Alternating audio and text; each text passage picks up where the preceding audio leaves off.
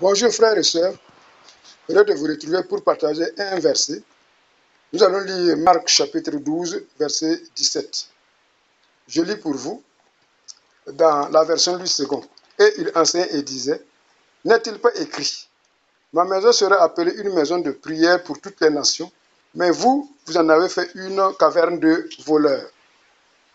Frères et sœurs, aujourd'hui, le temple est devenu une caverne de voleurs, un abri d'escrocs, un lieu de business, un lieu de commerce, un lieu de fraude. C'est devenu une caverne de voleurs. Ce que Jésus n'a jamais enseigné, ce qu'il n'a jamais pratiqué, aujourd'hui nous voyons des gens qui se disent serviteurs et qui font ces abominations dans leur assemblée. Le commerce, la vente de services et d'objets dits de Dieu, la vente de bénédictions de Dieu entre parenthèses, la vente des grâces de Dieu entre parenthèses. Ce que les premiers apôtres et les premiers chrétiens, les premières assemblées n'ont jamais enseigné, n'ont jamais pratiqué eux-mêmes. Aujourd'hui, il y a des dénominations, il y a des temples, il y a des assemblées, il y a des soi-disant hommes de Dieu qui font ces abominations-là dans leurs assemblées. Donc, nous allons prendre quelques exemples vite fait. Il y a d'abord la construction, la levée de fonds. Donc, on demande de lever des fonds afin de construire des temples à la gloire du Seigneur. Alors, la Bible nous dit, dans Matthieu 16, 18, que Jésus dit, je bâtirai mon église. C'est Christ qui bâtit son église, aucun autre homme, quelle que soit son onction, quelle que soit sa force, quelle que soit son énergie, quelle que soit sa puissance, quelle que soit sa gloire, quelle que soit sa richesse, ne peut construire une église ou une assemblée pour le Seigneur. C'est le Seigneur lui-même qui construit son église parce qu'il est la pierre angulaire.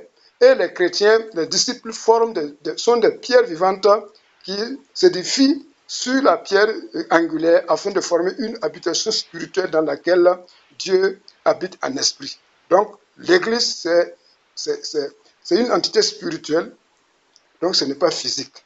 Donc, si vous voyez, si vous entendez quelqu'un vous mendier, vous demander ou lever de fonds pour pouvoir agrandir son temple ou pouvoir construire un nouveau temple, sachez automatiquement que c'est un faussaire, c'est un trafiquant du temple, c'est un voleur, c'est un arnaqueur, c'est un escroc. Alors, la dîme. On vous a montré à plusieurs reprises, par des versets à l'appui, que la dîme est révolue, car le sacerdoce lévitique, selon l'ordre d'Aaron, a changé.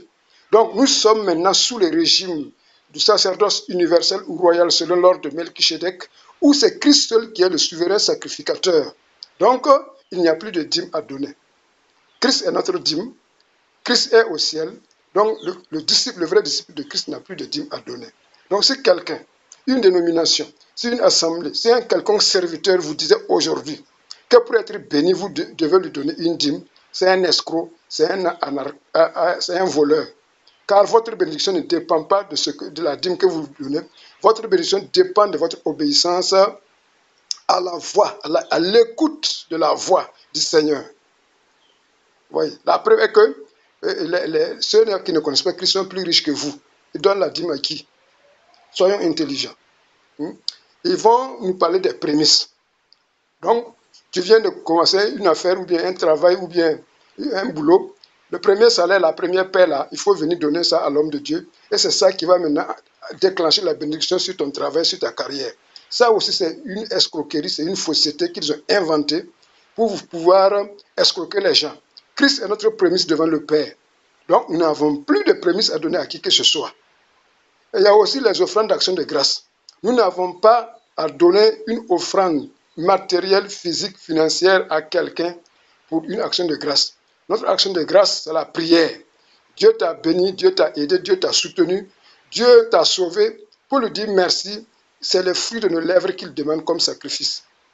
Donc, nous devons donner nous-mêmes comme un sacrifice vivant au Seigneur. Nous n'avons plus d'offrande d'action de grâce à donner à un pasteur pour que Dieu puisse nous exaucer. Ils vont nous parler de l'offrande sacrificielle.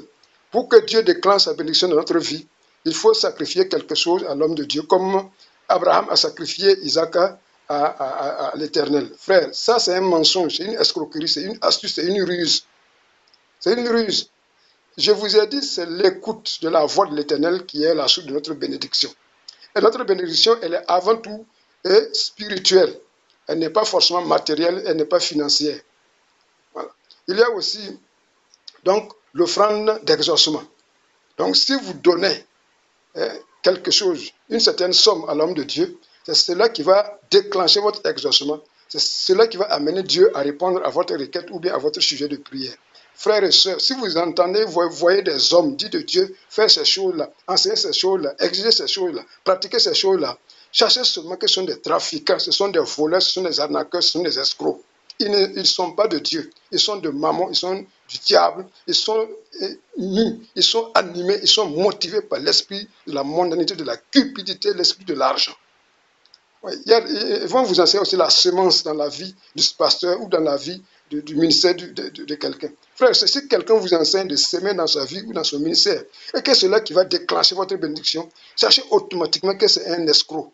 La seule semence, je dis bien la seule semence, que le vrai chrétien, le disciple en Christ doit s'aimer, c'est les Écritures, c'est la parole de Dieu, c'est l'évangile qu'il doit s'aimer dans la vie, dans son comportement et dans ses paroles, dans sa façon de faire et dans son milieu de vie. Ce n'est pas de l'argent qu'on doit s'aimer dans la vie de quelqu'un pour être béni.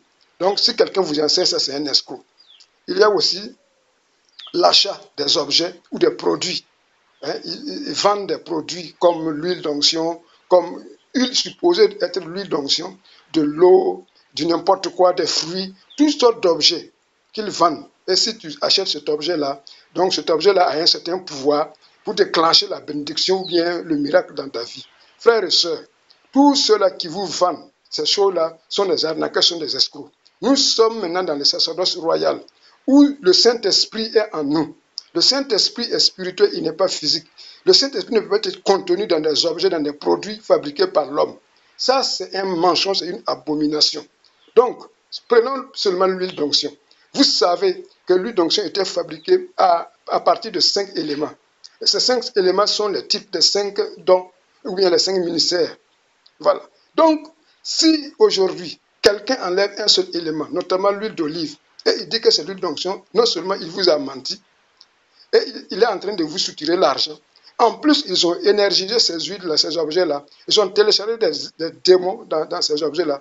Ils ont fait des incantations sataniques, démoniaques sur ces objets-là. Voilà pourquoi ces objets-là sont capables de produire des effets surnaturels dans votre vie. Sinon, le Saint-Esprit n'est pas dans l'huile d'onction. Le Saint-Esprit n'est pas dans un objet. Il n'est pas dans une bougie, ni dans une croix, ni dans un chapelet, ni dans du papier, ni dans du bois, ni dans de l'or.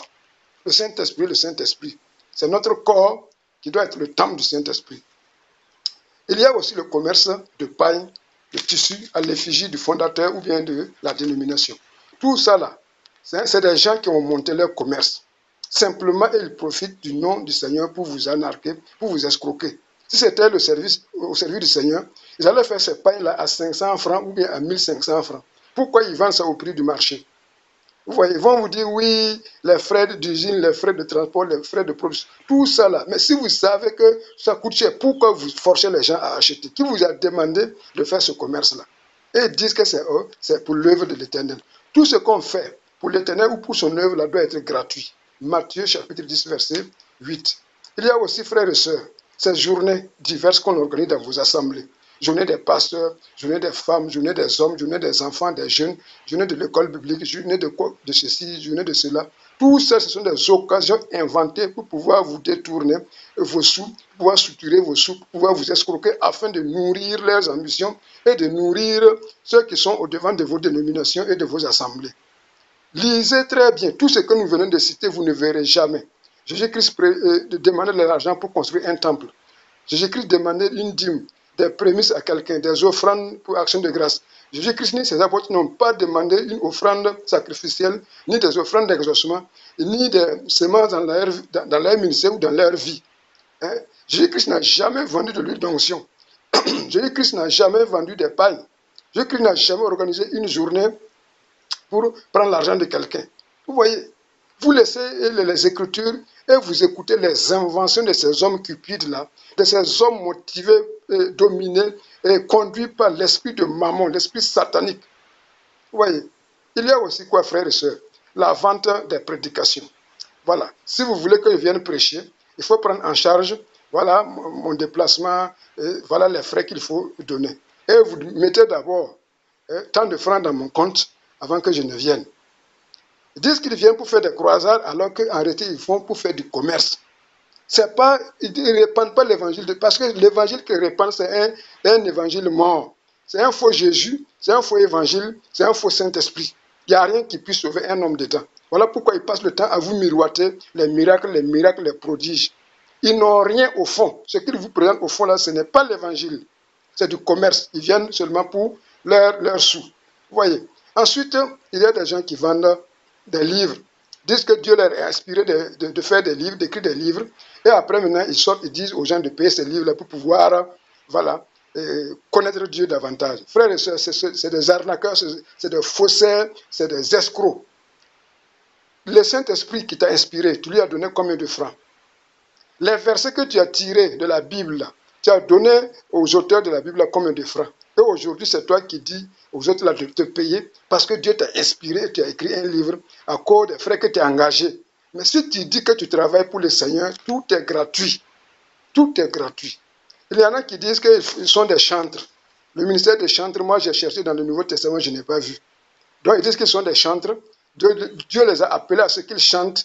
Frère, Dieu nous demande de s'aimer sa parole. Il ne nous demande pas de chanter. Tous ceux-là qui disent que Dieu les a appelés au ministère du chant, là, ce sont des faux types. Ils ne sont pas dans la vérité. Ils ne sont pas dans la vérité. Vous chantez, vous produisez des morceaux musicaux et vous dites aux gens de payer ces morceaux-là pour écouter. Ou bien vous organisez des concerts payants, vous dites aux gens de venir, vous allez adorer Dieu, mais il faut payer d'abord entrée pour pouvoir adorer Dieu. C'est où vous avez vu ça? C'est où vous avez vu les Jésus là faire ça, les Pierre là faire ça, les gens faire ça. Les premières assemblées où il y avait chorale, ou bien il y avait groupe musical, où il y avait des chantres qui chantaient et les gens devaient leur donner de l'argent pour qu'ils chantent. Quittez ces histoires-là. C'est des escrocs. Ce ne sont pas des hommes de Dieu, ce ne sont pas des chantres. C'est des escrocs. C'est des sirènes. Ils sont là pour vous, pour puiser, pour chiffonner votre sang spirituel, pour vous tuer, pour vous écraser, pour vous détourner vos meilleurs sous. Il faut les dénoncer, il faut les rejeter. Hein? Alors, il y en a qui font la vente des posters. Voilà. Des gens ils disent qu'eux sont les fondateurs, les papas spirituels, les mamans spirituelles. Voilà, il faut payer leurs posters sur des calendriers, des porte-clés, des pins. Voilà, et ça va assurer votre protection, la protection de votre foyer, la protection de votre voiture, la protection de votre personne. Frères et sœurs, vous êtes sous la malédiction parce que vous faites confiance à l'homme. Malheur à l'homme, maudit soit l'homme qui s'appuie sur l'homme. C'est ce que la parole de Dieu dit. Parce que le poster de votre pasteur est dans votre salon, vous êtes protégé. Mais tu es un idolâtre. Parce que le poster de votre maman pasteur est dans votre véhicule, vous êtes assuré. Mais tu es un idolâtre. Quittez ces choses-là, abandonnez toutes ces choses-là. Ce sont des voleurs, ce sont des arnaqueurs, ce sont des assassins. Hein? Vous voyez, il y a des gens qui disent qu'ils sont des prophètes. Mais leur consultation, il faut payer. Leur rendez-vous, il faut payer. Les jeûnes et prières qu'ils vous donnent, là, il faut payer. Les impositions de mains, il faut payer. Les séances de délivrance, là, il faut payer. Hein? Depuis quand vous avez vu Jésus délivrer quelqu'un, guérir quelqu'un, ressusciter quelqu'un et demander de l'argent à la personne? Tous ceux-là qui font ça aujourd'hui, d'une manière subtile, cachée ou bien d'une manière ouverte, ils sont tous des escrocs. Ce sont des arnaqueurs, ce sont des escrocs, ce sont des faussaires, ce sont des loups ravisseurs. Ce ne sont pas des serviteurs. C'est des profiteurs, ce sont des aventuriers spirituels qui sont en train de décimer ceux qui n'aiment pas la vérité. Hein? Ils organisent des séminaires, des conférences, et il faut venir payer. Avant de venir, d'abord, il faut acheter ton billet là par Internet, ou bien tu donnes une participation et on te donne un badge. Si tu n'as pas de donné de participation, pas de badge, pas de participation. Depuis quand vous avez déjà vu Jésus ou bien ses apôtres, ou bien les premiers chrétiens, les premières assemblées, organiser des enseignements et il faut venir donner de l'argent pour pouvoir écouter. Toute personne, toute dénomination, toute assemblée, tout temple, toute organisation religieuse qui fait ça, c'est une caverne de Satan, c'est une caverne de voleurs. Ce n'est pas, cet esprit ne vient pas de Christ. Vous voyez, la vente de grâce. Hein? Vous allez voir, lors de vos réunions, de vos séminaires, de vos enseignements, vous allez voir un mercenaire qui va se lever et dire que voilà, Dieu a un souci, Dieu a un problème, et les premiers à donner les sous là, c'est eux-là qui seront bénis. Vous voyez? Et c'est pour faire quoi? C'est pour vous motiver, c'est-à-dire c'est pour vous manipuler. Dieu ne vend jamais ses grâces. Et écoutez très bien, vous avez Dieu qui a créé les cieux et la terre. Celui-là qui fait ressusciter les morts, c'est lui qui a un problème, il a un souci. Et il faut que l'homme mette la main dans la poche là pour pouvoir aider Dieu à résoudre son problème. Vous ne voyez pas que c'est du vol. Vous ne voyez pas que c'est de l'escroquerie. Vous ne voyez pas que c'est une subterfuge, une ruse pour vous voler. Et vous continuez à soutenir et à suivre et à aduler de tels gens, de telles personnes, de tels serviteurs, de tels faux types. Vous lisez quelle Bible? Vous lisez quelle Bible? Hein? C'est quelle Bible même vous lisez? C'est quel évangile vous espérez? C'est quel, je me demande, c'est quel salut vous aspirez en vous laissant tordre, en vous laissant piétiner, écraser, escroquer par des hommes comme ça? Hein? Oui. Parfois on dit oui, bon, Dieu, la bénédiction de Dieu est là. Donc on va commencer par 1 million. Ceux qui ont 1 million venaient. Ceux qui ont 500 000 venaient. Ceux qui ont 100 000 venaient. 50 000 venaient. Ceux qui ont 10 000 venaient. Ceux qui ont 5 000 venaient. Bon, ceux qui ont 1000 francs, bon, en ce moment, ils sont fatigués. Ils ne parlent même plus de ceux-là qui n'ont pas 1000 francs. Donc, ils vendent la grâce. Jusqu'à quand vous allez vous ouvrir les yeux pour comprendre que ces gens-là, ce sont des faux types, ce sont des faussaires, ce sont des mercenaires, ce sont des truands. Hein? Si vous êtes dans une telle assemblée, frères et sœurs, sache à partir d'aujourd'hui que tu es dans une caverne de voleurs. Et si tu y restes, sur le prétexte que tu cherches Dieu, tu iras là où iront ces gens-là.